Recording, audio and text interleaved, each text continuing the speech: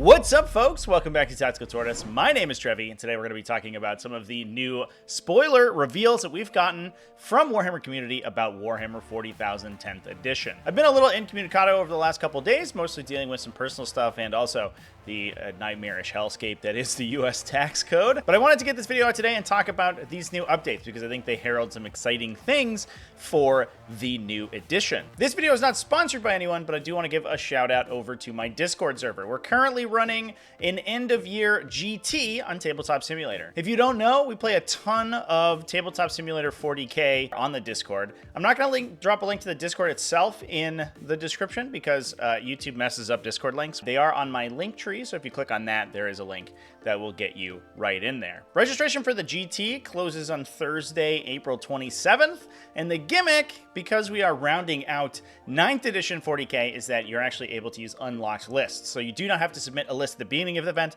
Instead, you submit a list to your opponent every round, and that means you can play a different army every game if you want. So everybody has the opportunity to play all the weird and wacky builds that you didn't get an opportunity to during the edition proper. I think it's going to be a fun way to close out the edition. It'll probably be one of the last 9th edition events that we run over on the server. Come hang out with me and play some games. Anyway, with that out of the way, let's dive into some Warhammer community articles and talk about what we can expect from the new edition of 40k. One thing I want to give a shout out to Warhammer community for is their impeccable article naming. The puns have been strong for this spoiler season, and I am absolutely here for it. Now, we got a lot of updates about stuff from the new edition, including a nice preview of the Terminator Librarian from the 10th edition announcement trailer, who looks pretty good. I think the runic armor is a little hit or miss, but otherwise, this is a pretty sweet dude. I think if you're a Chaos Space Marine player, this guy's actually going to fit in pretty well. So just stick a Chaos Star on that guy somewhere, and he's going to look right at home. Now, the first article I want to talk about today discusses phases in the game, and this article has a lot to talk about, specifically in regards to morale and psychic, two phases that, if we take a look at our battle round diagram here, are actually no longer in the game. There are only 5 phases to a turn in the new edition of 40k instead of the 7 that we had previously. The morale phase at the end has been entirely scrubbed out, as well as the psychic phase that used to be between movement and shooting. Now, as a huge fan of the psychic phase and all the interesting things that some armies are able to do with psychic powers, this is pretty disappointing for me personally, but I understand that it takes a lot of the uninteraction out of armies that did not have a psychic phase. So what we're going to discuss later in this article is mostly a reframing of psychic mechanics, and we've seen a removal of things like psychic test and deny the witch. Those have been removed, and Psykers basically now operate the same as a normal character in any other capacity, just with their psychic powers reframed as abilities, whereas a captain would have, great leadership or tactical acumen that they can project to the units that they're joining. Psykers are just going to have a psychic ability that they're going to buff their unit with. And so with that, we can discuss this section on the psychic phase now, where it confirms that the 2d6 rolls to cast psychic powers and deny the witch are actually being removed. This is something I wasn't sure was going to happen. Some of the discussion from the design team kind of left it nebulous whether or not psychic powers were going to stay the same and just be used in different phases other than the psychic phase. And it looks like all that psychic interaction is now being removed. This also means that a spoiler that I talked about ages ago, talking about some potential leaks for the profiles of new Tyranid units, may be incorrect, because it did talk about Tyranids getting particular buffs while casting or manifesting psychic powers, and that being no longer the case means that those abilities probably don't do anything, unless they're framed somehow else. Psychic attacks now are regular attacks, so it could be that they get buffs while rolling dice for those psychic attacks, but I kind of doubt it, to be honest. We can see these psychic powers being spelled out in the Terminator Librarian datasheet. We've already seen the model for the Terminator Librarian, and now we get to take a look at his abilities. So, taking a look at his psychic abilities, he has Veil of Time built in as an ability, which has the psychic tag in brackets. This likely means that any psychic defense may remove or impede psychic abilities from characters or units that have that bracketed psychic keyword on any of their abilities. We also see that some weapons have a psychic attribute as well. So the Librarian's able to smite with a new enhanced range of 24 inches. However, it is an exceedingly random attack weapon. It's coming in at D6 shots, only with a 3+ ballistic skill for D3 damage, either at Strength 5 AP 1 or Strength 6 AP 2 with some additional keywords.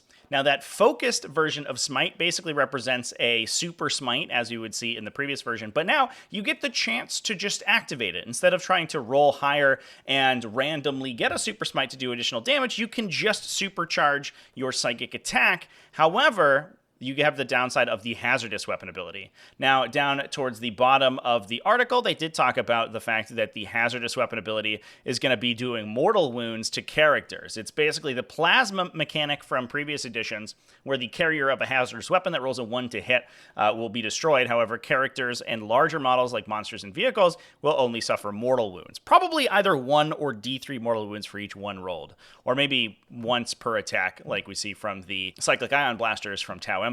This also gives the focused smite the devastating wounds characteristic, giving it that conversion to mortal wounds on a wound roll of 6. Overall, this is kind of a side grade for smite. It comes at a higher distance, at lower efficiency against high toughness models like vehicles, especially against a lot of the vehicles that we saw previously. These smites will be wounding on 6s.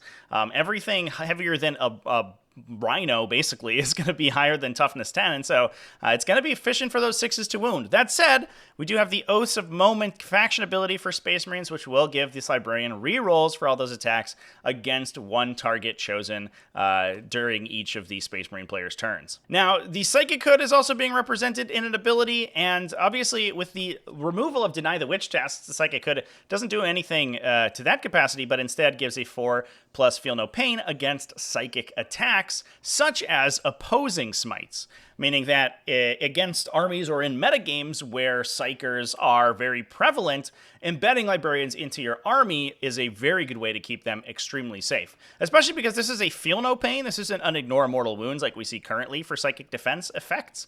It allows you to take your base save against the regular attack and then roll the Feel No Pain against any damage that carries over from that.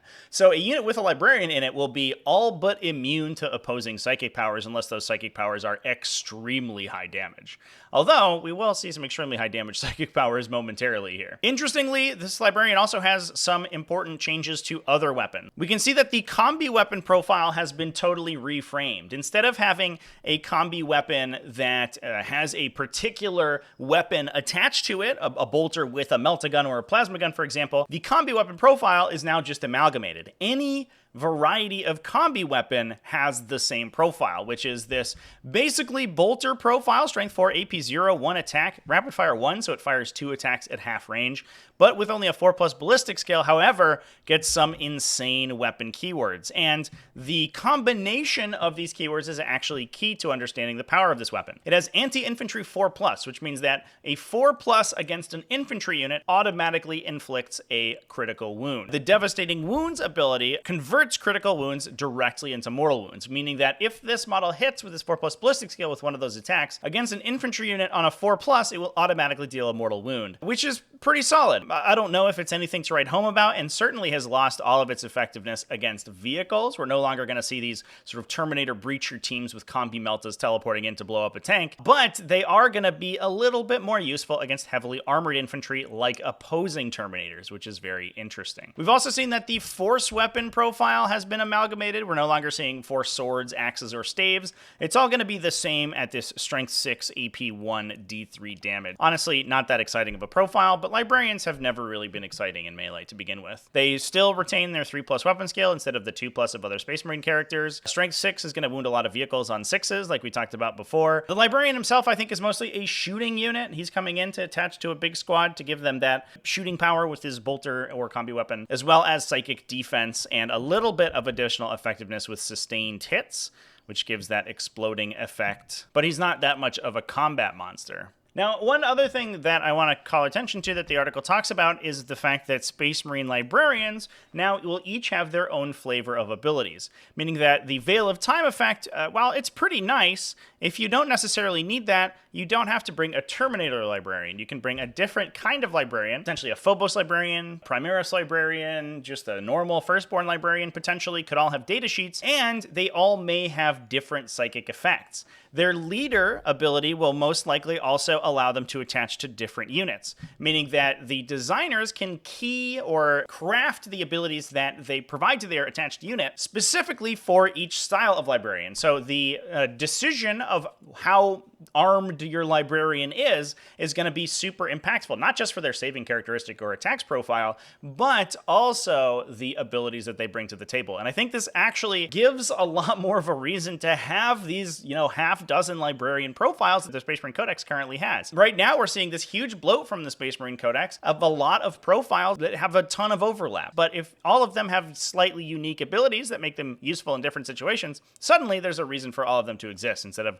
having them overlap and just compete with one another. And I think that's one of the most interesting parts of this new psychic mechanic. Now, a little bit of an unofficial spoiler that we've gotten from potential playtesters for the armies that have lots of Psykers in them, things like Grey Knights and Thousand Sons, each of those units may also have either a selection of abilities or unique bespoke abilities, which, with the volume of Psykers they have, while they don't necessarily have the same flexibility on a turn-to-turn basis deciding which power they're going to cast, overall are going to have access to many more abilities than previous. So while the system is a little bit more inflexible when it comes to your turn-by-turn gameplay, when it comes to actually constructing your army, it's a lot more interesting and unique. Now, speaking of flexibility and interesting gameplay, the next caster we're going to talk about here is the Weirdboy. These are obviously Orc Psykers who are well known for their de-jump ability. Now, we see some interesting things here on this data sheet, and I think the most interesting one to me, or the funniest one I imagine, is the Deadly Demise ability, which gives the opportunity for the Weirdboy to explode upon death. Obviously, with no perils of the warp possible anymore, there's none of those situations where your Psyker rolls a bunch of double ones or double sixes, takes a ton of mortal wounds, kills himself, and explodes. But I imagine some Psykers, and especially a little bit more unrestrained ones like this Weirdboy here, will retain that mechanic with this Deadly Demise. This is a good example, I think, of rolling universal special rules into the game and allowing them to be used in sort of unexpected situations, because this is an ability that I think we would mostly expect from vehicles exploding. But I think putting it on the Weirdboy here is super appropriate, super flavorful as well. The Weirdboy itself has a couple of important psychic abilities. Obviously, he has the Edbanger ranged weapon. It comes in at a pretty mediocre profile, strength 6, EP 3, 1 damage with a 24-inch range. However, it has the precision ability. Now, we don't actually know what this does. In other editions of 40k and in the Horus Heresy, this keyword allows the weapon to assign damage or saving throws dealt by it itself, which means you can potentially target out unit champions, heavy weapon carriers, or characters from enemy units if you successfully wound with this attack. Now, I'm not entirely sure if that's going to be the same, but it would make a lot of sense given that it represents the Weirdboy blowing up your head. So the fact that he would go to try to blow up the head of the most important dude in the opposing unit just makes a ton of sense. Now, that weapon profile isn't too exciting until we look at the Wa energy ability, which gives him an additional 1 to strength and damage for every 5 models in the unit. So if he's in a minimum-sized Orc Boy squad of 10 models, it's going to be strength 8, 3 damage. If he's in a maximum boys squad of 30 models, it's going to be strength 12, 7 damage, and that becomes a lot scarier. Now, that 4+ ballistic skill is unfortunate. We don't know what kind of abilities to reroll orcs will have. They may have something built in, but we'll just have to see. They do have the Wa faction ability, although we don't know what it does, so it may just be something similar to the current version of the Wa. We'll just have to wait and see once we see the entire factions rolled out. He also has de-jump. This is an evolution of the current de-jump ability that Weirdboys have that lets them teleport a unit. Now, it works every turn, and it allows the unit to teleport every turn, setting up 9 inches outside of enemy models. It does only work on a 2+, and on a 1, he basically perils of the warps and does d6 mortal wounds to his own unit. It is, fortunately, the unit itself, not the Weirdboy, so there isn't just a chance he'll blow himself up. But it will kill some orcs and thereby robbing him of Wa energy if he fails, which is unfortunate. And it's highly likely that there's no way to reroll this, so he is going to be a little bit inconsistent. That said, if he does get it off, he allows you to teleport the entire unit, and you can do that every turn. I think this is most useful with shooting units. I imagine that if we see things like Ludas or Burna Boys, Buddha Boys? I imagine if we see things like Ludas or Burna Boys effective in their new data sheets, we might see Weird Boys attached to them, not only to add his own ranged attack to the bunch, but also then to give them good lines of fire and potentially teleport them out of melee. It is a bit of a side grade from the current to jump. It's more consistent than just trying to roll a classic psychic test from the current Weird Boy, but it only works on the Weird Boy and it's the unit himself. And the Weird Boy does come along with them because he's attached to the unit. So if he rolls up in your opponent's face, tries to go for a charge and fails, your opponent's probably going to countercharge and kill the unit and most likely the Weird Boy along with them. So unlike current to jump where he can just rocket units out with abandon, the Weird Boy himself actually has to lead from the front this time, and that can be a lot more dangerous. It's also restricted to only being his unit, so the potential targets that he has with it are much reduced from the current version. And with that, we can move on to discussing the morale phase. Now, this is going to be a huge change to the way 40k has played traditionally. In the past, losing casualties had made you much more likely to lose further casualties in the unit that is being attacked. This either was represented by things like combat attrition tests in 9th edition or just morale test casualties in 8th edition to your units physically running off the table in previous editions. Now, the new battle shock mechanic instead applies debuffs to the unit in the command phase if they are ever below half strength. There's some interesting knock-on effects of this. First off, it is specifically units that are below their starting strength, which means even a single model that has half of its starting wounds remaining is still going to be subject to a battle shock test. If it's failed a bunch...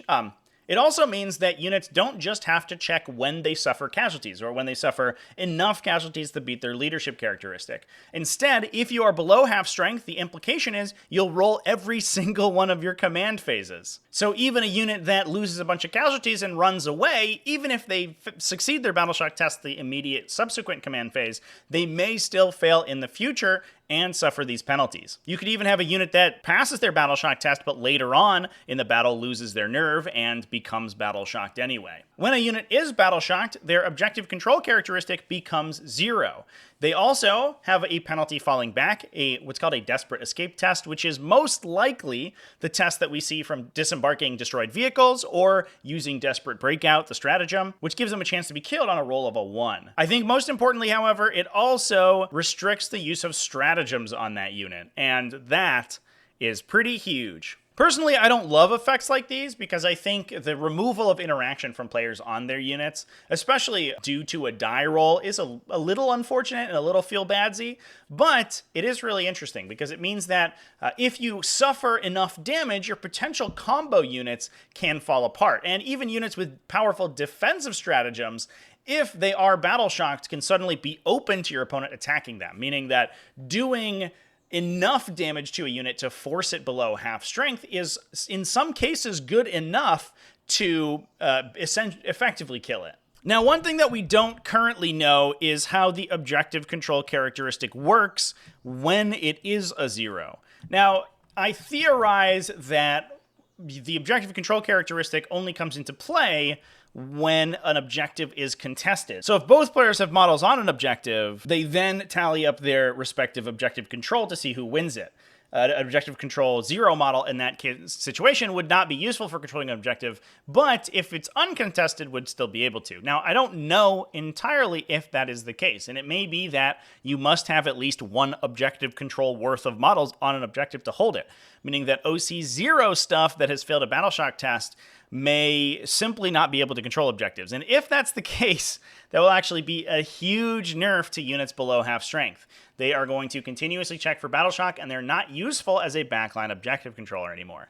But we'll just have to wait for confirmation of that in the future. The other interesting thing about this, obviously, is the ability for tanks and other vehicles to be battle shocked, which is not something that we've seen in the past. Traditionally, in Warhammer 40k, tanks and other vehicles have been all but immune to morale, and while they're not technically immune in the current edition of the game, the fact that you only usually have units of 1 which are generally not subject to the morale rules means that you will very rarely have to be taking leadership tests for them. Now, with the battle shock rules, this does give tanks the ability to lose their nerve and become significantly less useful if they have been significantly damaged. And with tanks with increased resilience and with less statistics degrading, usually larger vehicles will most likely only have a single bracket somewhere around the 33% hit point mark. The ability for a tank to be battle shocked is going to be much more useful at representing damage or accrued attrition on a vehicle over the course of a battle. Now, speaking of vehicles, the next article we want to talk about is discussing transports in the new edition. And while we have a lot in the new edition to still see, as we'll discuss as we get into the vehicle, I think we may be heading for a metagame in 10th edition that is heavily focused on vehicles and transports. The new transport mechanics that are being discussed here are incredibly strong. So in a previous video, we've already discussed how tough the new vehicles are, but now we're also going to discuss how they transport units to the table. Now, we've seen a little bit of a preview of the firing deck rule on the Rhino specifically. Firing deck effectively just lets you choose the number of the firing deck value of weapons in the embarked squad that then are added to the vehicle's data sheet for every shooting phase. So, for example, if you have 2 models with las cannons embarked within a Rhino that has a firing deck of 2, you can choose those 2 las cannons when the Rhino goes to shoot, and the Rhino itself will then be able to fire with those las cannons. That's just mechanically. Obviously, it represents the units popping at the top and shooting their weapons, but it alleviates a lot of the problems that 9th edition had with units firing out of open-topped vehicles, where because it was a unit not on the battlefield able to shoot, it created egads of rules problems and required tons and tons of repair, FAQ, and erratas that was just not worth it. And I think applying those weapons to a vehicle is a good solve for that. Now, they also discuss how this is going to change how they interact with vehicles, specifically that buffs and debuffs applied to the vehicle will then also apply to the weapon itself. They talk about the Mechaniac ability on the Orc Mech, which gives +1 to hit, as well as a little bit of a regen to a vehicle at the end of the movement phase. This means that a model firing off a firing deck embarked within a vehicle affected by the Mechaniac will also get that +1 to hit, because the weapon is being fired by the vehicle itself, who is benefiting from that buff. They note as well that the Battle Wagon is going to have a firing deck value of 22, allowing entire units of Orc Boys to fire off the top, which is pretty sweet. Now, before we move too far along, it's also important to talk about the transport rules that we're going to be discussing themselves. In the new edition, units are able to disembark after a transport has moved. This is huge. We've already seen how effective this ability is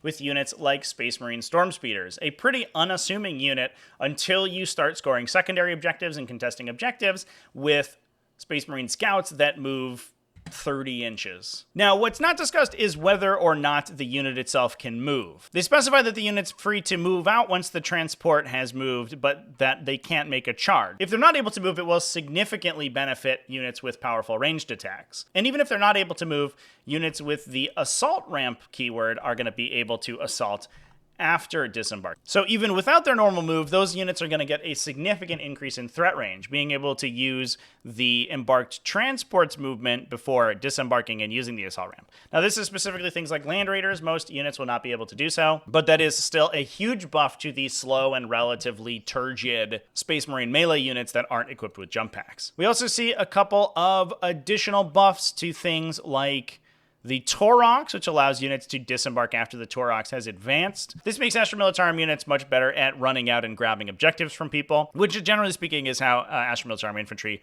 work most of the time anyway, so this works pretty well within their existing paradigm. We also see some new transport embarkation rules, specifically with the much rumored removal of the restriction between Firstborn and Primaris transports. Currently in 9th edition, Primaris transports are only able to carry Primaris Marines and vice versa. Firstborn transports are only able to carry Firstborn Marines. And this creates a lot of weird artificial restrictions, with huge units like Repulsors not able to fit Space Marine Scouts inside. And the rationale for this has always been weird. I guess they have Primaris sized seats or something, and the regular Space Marines are a little bit too short to get in. It's never really made sense. But as we've seen with the Terminators, the Space Marine and Firstborn are mostly being amalgamated and are going to be mechanically the same. The new Terminators are heavily implied to have both Firstborn and Primaris Space Marines inside the Dreadnought armor. And the same is going to be true for these new vehicles. A Repulsor is just a big Space Marine vehicle, similar to a Land Raider. Who's crewing it and who is embarked inside no longer matters. This is a huge improvement to the cognitive load of the game. You no longer have to worry about which units or characters can embark into which transport. And while characters will most likely still be restricted to being assigned to like units and therefore only embarking transports alongside their compatriots, will no longer have to worry about what transport those units then embark into. The mobile command vehicle ability allows an officer embarked within the Chimera to issue orders even though it's not on the battlefield.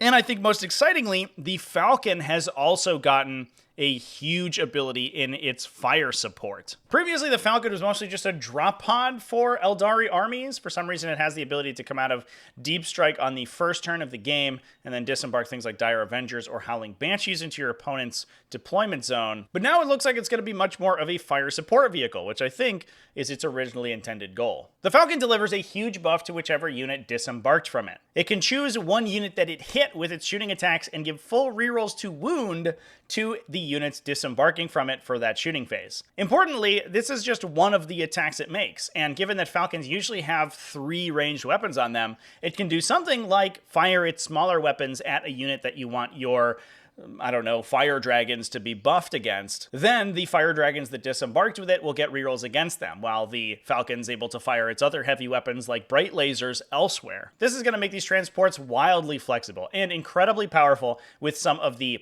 strong and compact packets of damage that are Eldar Aspect Warriors. While it's not quite as impressive as the full army rerolls that Space Marines are getting thanks to their Oaths of Moment ability, I do think it makes Falcons very interesting for delivering these punishing alpha or beta strikes by hiding Falcons and powerful Aspect Warriors in the back, then popping them out, using them to soup up the embarked unit with their rerolls, and then destroying whatever it is that they were targeting. Reroll abilities like this are also, I think, going to be very important for infantry anti-tank weapons to actually interact with the newfound tank profiles. If infantry are only ever wounding tanks on 4s, 5s, or maybe even 6s, even their anti-tank weapons are not really going to scratch the paint on something like a Land Raider or a Repulsor. So getting access to these rerolls makes that a little bit more possible. And I think the packet of something like a bunch of Melta-equipped Fire Dragons alongside rerolls from a heavy weapon-equipped Falcon is going to be a pretty solid anti-tank unit. Now, we'll have to see exactly how the objective scoring works in the new edition, but I think the inclusion of these anti-tank modules is going to be superlatively important in the new edition, because the ability to disembark your units after your transport has moved is super duper strong. Whether or not these units are then able to move, I kind of doubt that they are, but even so, it still gives them a pretty ludicrous threat range when contesting objectives. And especially since both the units that you want to be running onto objectives are relatively slow and squishy, but have a high objective control value, and the tanks themselves will usually also have an objective control value, means that these modules are going to be extremely good at taking objectives from you. If the game still has start of turn scoring, where objectives are checked at the beginning of your turn, and your opponent has thrown a bunch of cheap chimeras with Imperial Guard infantry squads onto your side of the table to steal all your objectives every turn, it's going to be an absolute nightmare to deal with. So you're going to have to be able to kill these transports before they deliver that really annoying cargo. And again, as we saw before, all of these vehicles are much harder to kill now, so the ability to do that is going to be a lot harder to source. Overall, it looks like a huge paradigm shift from how the game is currently treating transports, where basically they are a little bit of a shotgun for units to get a slightly increased threat range when you need it by disembarking. It can protect them on the first turn and occasionally move them up the table, but that's not really how transports are being utilized. And I hope we see transports used in a much more natural and interesting capacity than that coming onto the new edition. I think we're going to see a lot of aggressive transport builds that are able to deliver powerful ranged infantry, or even in some cases melee infantry, to the midline of the table on the first or second turn, and that's going to be absolutely terrifying if you don't have the volume of anti-tank necessary to actually kill them. Let me know down in the comments what you think about it, and that's going to wrap us up for today. So thanks for watching all the way to the end of the video. Don't forget to go check me out on Discord and register for our new GT. I will also throw a Best Coast Pairings link down in the description if you want to just get there directly. And big thanks to everyone who supports the channel, either over on Patreon at patreon.com/TacticalTortoise, YouTube channel members, and Twitch subscribers. All you people are great. Remember to keep it classy, folks, and and happy wargaming.